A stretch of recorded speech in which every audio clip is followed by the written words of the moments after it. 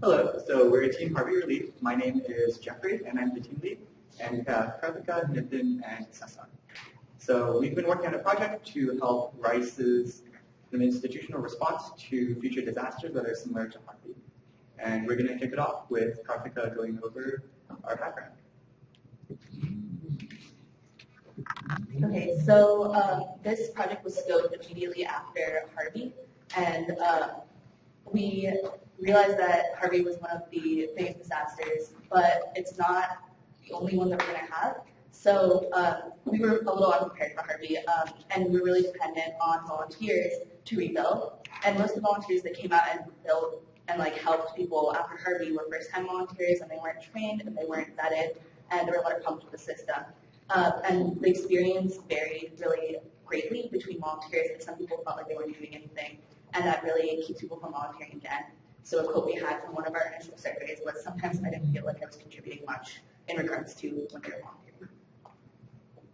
So Rice formed our hat initially as a response to the Harvey disaster, and it was from the SA, GSA, and DOOR.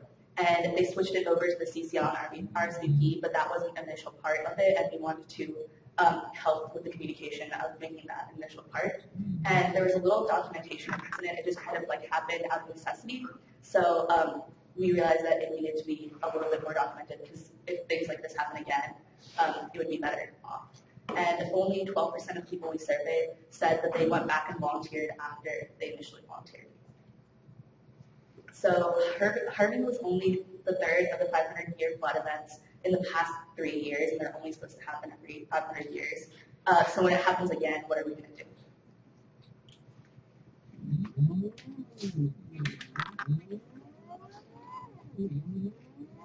So what we want to do is we want to improve and better prepare Rice to respond to future emergencies and disasters.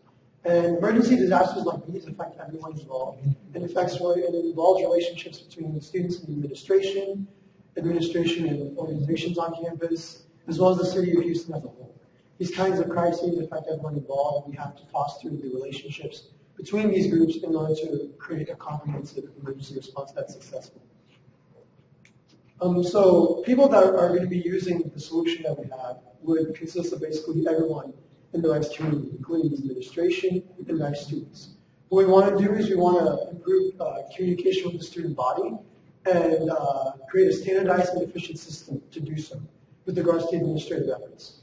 And for Rice students, we want to create clear expectations on what to do and how to do it, and foster better relationships between clubs and community service organizations so that efforts can be collected as needed and being able to enforce those efforts effectively. Stakeholders are obviously the Office of the President, the Provost, Center for Civic Leadership, and the Crisis Management Team, and of course, all of our students that are involved with the project efforts. Well, we want to thank Jersha, who is the Director of Crisis Management here at Rice, as well as Dr. Weathergreen, who was our mentor throughout this project as well. Unfortunately, both of them aren't here today, but we wanted to thank them for all their help.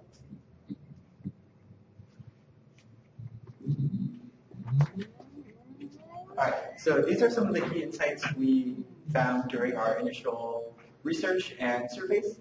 So there was really no plan in place at Rice to deal with a situation like Harvey. Graduate students were a group that was neglected during some of the rescue efforts, and they weren't as well accounted for as undergraduate students here at Rice, which is a shame. Just-in-time training was also close to non-existent for Rice volunteers. If students went out to go and help tear down drywall at a house, there wasn't any training on safety expectations or proper methods beforehand, and it was largely up to whatever house they got to, and dependent on the experience of whoever needed the volunteer help. There was a lack of communication between organizations due to just the overall hectic environment. Transportation and time are some of the major limiting factors for students, which is fairly obvious. And then volunteers are also more likely to volunteer again if the send-off process is smooth. So based on these, we had three kind of initial spaces where we explored how can we. The first one was how can we enable and support Rice students that want to consistently volunteer. The second was how can we train and keep track of rights volunteers so that we can deploy them effectively in the event of a crisis. And finally, how can we build consistent relationships between rights and outside organizations to improve communication, organization, and overall volunteer experience. And we kind of prototyped an idea, or not prototyped, we ideated on all three of these and began to see some of the limitations as well as where it was kind of reaching beyond the scope and feasibility of a project for the semester. So here you can see some of the ideas that we had. Based on this, we finally settled around a few kind of insights here that A, we can really only affect what happened on campus, and that the major way to do this here was to improve communication within Rice, and that was the most feasible given the time. So we came up with a new how can we statement. How can we build consistent relationships within Rice to improve communication, organization, and overall volunteer experience? And we started with this when we created our first few prototypes. So with this new how can we in mind, we decided to come up with some design goals before we began to prototype. And these are the major 5 that we identified. So generalizability, basically you need to have something that works for all cases. So you can't tailor it specifically to a hurricane even though that's what happened. You need a plan that will work for anything, whatever the circumstances. It needs to be understandable, of course. It needs to be comprehensive for whoever's going to use it. It needs to be easy to use in the case of an emergency.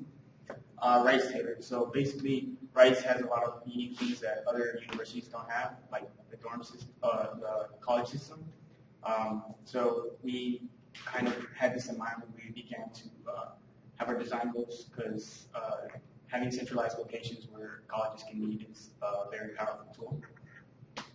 And the last two things were consistency and scalability. So basically, consistency means that it needs to be consistent for each different environment that it's using. So it needs to be consistent for a hurricane or something else. It goes back to generalizability, very similar, but also scalability. So some opportunities you may need 10 volunteers, some you may need 100. It doesn't matter how many volunteers you need. The plan should be able to basically make up for the fact that there's different numbers. And with these design goals and the how can we came up with some measures of success. So basically we wanted to have physical numbers with that. And a few of the sections for our measures of success were experience, deployment, and reliability. For experience, we wanted to increase the percentage of volunteers that say that they would volunteer again. So basically, this was trying to improve the experience as a whole for whoever volunteers, make the process, streamline the process so that it's more enjoyable. Deployment, increase in the percentage of volunteers who follow the right on site. That's basically keeping track of the numbers, making sure that everyone shows up. Also, 100% of volunteers accounted for. Again, that's just, it's an issue of accountability. Reliability was the last one, and this is just to increase the communication between stakeholders. This is less of a numbers kind of thing, but it's more of a, we wanted to increase that communication because we saw there was a lack of communication when Hurricane Harvey occurred. And so having this, how can we, these design goals and these measures of success in mind, we did some prototyping. And in our first round of prototyping, our first two were a communication flow and an activation flow. So basically what a communication flow is in the event of an emergency, how would information get around? So basically we have, you can barely see it, but we have a basically flow chart of where the information would start and where it would flow through. An activation flow is similar in that how would things get activated through a flow chart too. Using these two, we came up with the third prototype, and this is more of addressing our how can we. It's basically a comprehensive plan on how to activate volunteers from the top to the bottom. So basically, from the moment this, the CCL says they need volunteers, or crisis management says that they need volunteers, this plan basically goes through the steps that should be taken in order to get the volunteers that they need.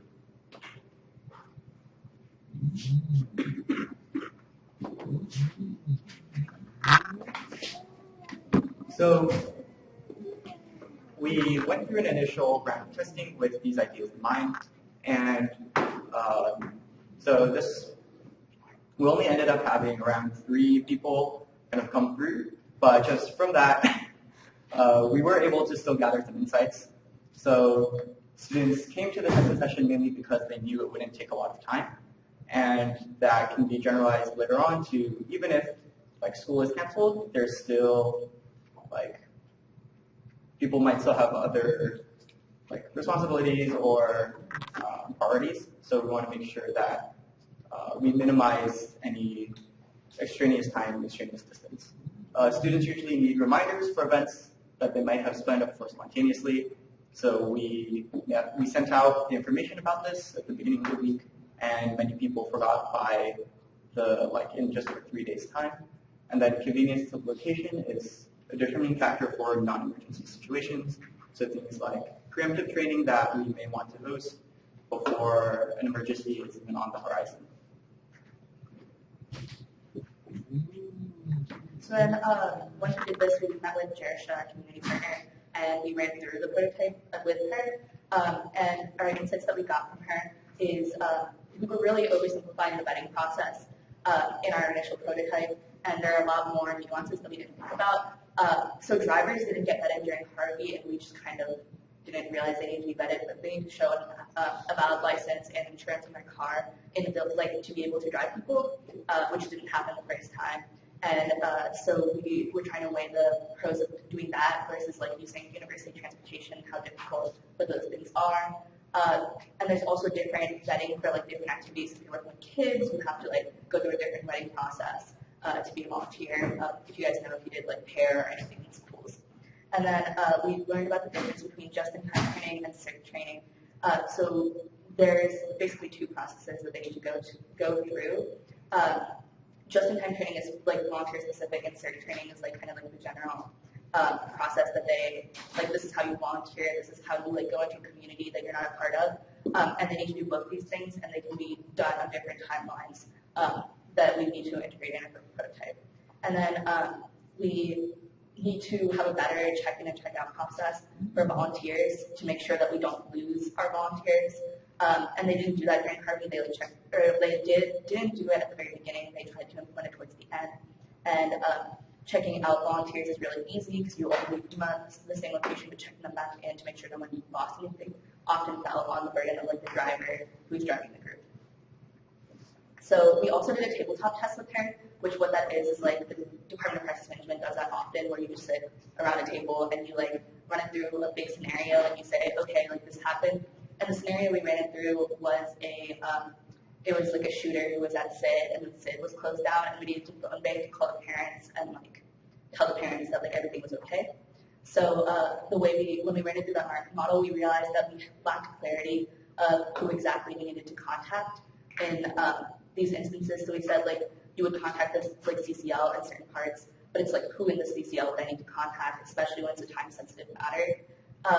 And also our plan of the colleges in crisis management, we had them both tracking the volunteers. So we need to figure out if that's redundant through testing or if it actually ensures that we get that 100%, because we don't want to overuse and use too many resources, but we also don't want to not meet our design goals. And we had a slightly different system for off-campus and on-campus, and that didn't meet our reliability and consistency methods of success. We need to be more streamlined so volunteer experiences feel the same up until the point where the volunteer experience happens. So that way, volunteers have a more consistent experience and a better experience.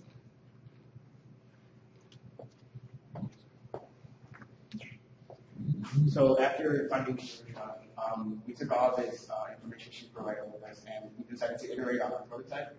So we did a third round of prototyping where we took in all the suggestions and basically put it in, which is the reason I didn't really go through our first prototype, because it was not very clear. So if you notice here, I know it's small, but in each of the places where someone needs to be contacted, we make sure to list the position of whoever needs to be contacted, just for sake of clarity. And we also make sure to assign certain things. So, for example, the process of tracking volunteers will be done through Google Forms, and that's a centralized location where you can keep track of all the volunteers. As far as the on-campus, off-campus, as you can see in 7 and 8, we made sure to break that into 2 different things. We also made sure to differentiate between time-sensitive and non-time-sensitive things. So if you needed some on the spot, you would have pre-selected volunteers that were already volunteers before. But if not, you could have spontaneous volunteers. So for our second round of testing, what we did is we sent surveys to ask what students thought regarding volunteer notifications, their motivations for volunteering, transportation, and logistics regarding like within the colleges and amongst colleges. And we had 45 total people who responded. With regards to volunteer notifications, what we found, the insights that we gained were that an email reminder the day of and follow-up email after the volunteer event is actually really, really useful. They prefer text notifications regarding volunteer opportunities, but that's split 50-50, so some people would prefer those text notifications and others wouldn't. But the most effective way to reach students in general is text. So ultimately, using emails to give notifications of upcoming volunteer opportunities is much more useful, but in day-to-day interaction, text would be probably the most effective. Regarding motivations for volunteering, we found that a college point system or coffee house rewards or any type of reward that put colleges against each other or something that they could do for food or something like that, that was actually a huge incentive. And of course, there was, which goes into obviously food as a huge incentive, but there were also objections regarding like the morality of providing incentives for volunteering. However, this didn't correlate with what a lot of people said, which is that they would volunteer more if there was a reward like a college fund system. So those are 2 ideas that were sort of dichotomized, but ultimately not good. So in regards to transportation, most students obviously do not have cars, and most students are familiar with the Houston Light Rail, and people with cars are often less likely. And it was shown based on our survey that people with cars were willing to drive others to the volunteer site. And people would prefer to drive during work hours from 9 to 5 as opposed to evening or early morning. Unfortunately, not a lot of students have cars, so this avenue is sort of limited. And then finally, college locations. Most of the respondents we got were students from other college, so obviously the applications of the data that we get are sort of limited in scope. However, there is a preference, based on our data, there's a preference for volunteering with people who are in the same college as us, and it makes us feel more involved when we volunteer. And it was also interesting that the likelihood of volunteering does not change if the pickup point is farther away. So people are more likely to volunteer regardless of where they have to go to get picked up, but so long as that they're able to volunteer with the people that they're most familiar with who they share a common bond.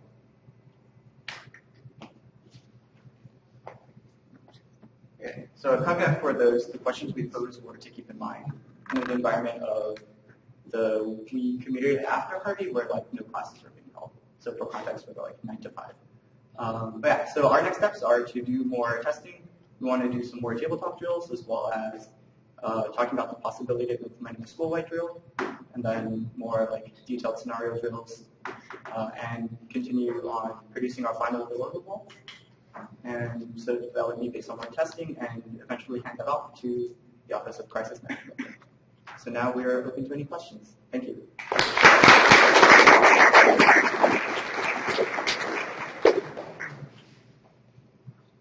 So you said about 12% of students did not go back after the semester started. Do you get any insight as to why people stopped volunteering?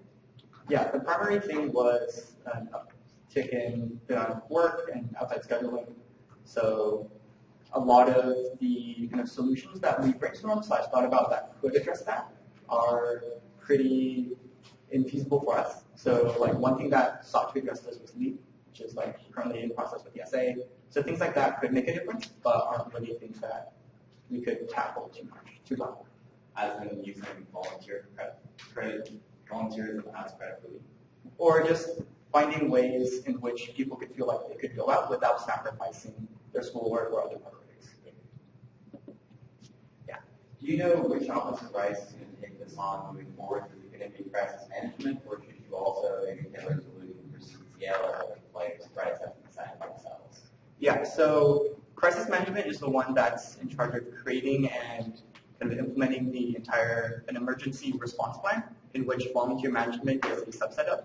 So we have also had meetings with people like Dr. Domaraki within the CCL to just kind of flip this, and we'll be, once the prototype itself is more finalized, we'll be reaching out to all of the stakeholders involved to get their opinions, so things like college governments as well as the CCL and crisis management. But crisis management will be the end kind of destination. Thank you. Thank you.